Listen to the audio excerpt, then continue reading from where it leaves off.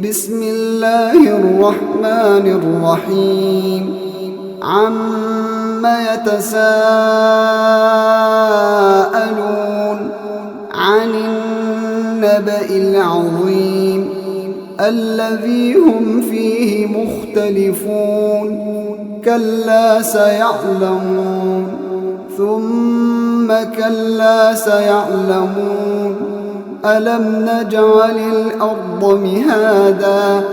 والجبال أوتادا وخلقناكم أزواجا وجعلنا نومكم سباتا وجعلنا الليل لباسا وجعلنا النهار معاشا وبنينا فوقكم سبعا شدادا وجعلنا سراجا وهاجا وأنزلنا من المعصرات ماء ثجاجا لنخرج به حبا ونباتا وجنات ألفافا إن يوم الفصل كان ميقاتا يوم ينفخ في الصور فتأتون أفواجا وفتحت السماء فكانت أبوابا وسيرت الجبال فكانت سرابا إن جهنم كانت مرصادا للطاغين مآبا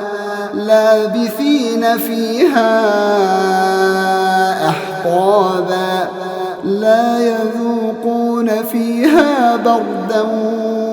ولا شرابا إلا حميما وغساقا جزاء وفاقا إنهم كانوا لا يرجون حسابا وكذبوا بآياتنا كذابا وكل شيء أحصيناه كتابا فذوقوا فلن نزيدكم إلا عذابا إن للمتقين مفازا حدائق وأعنابا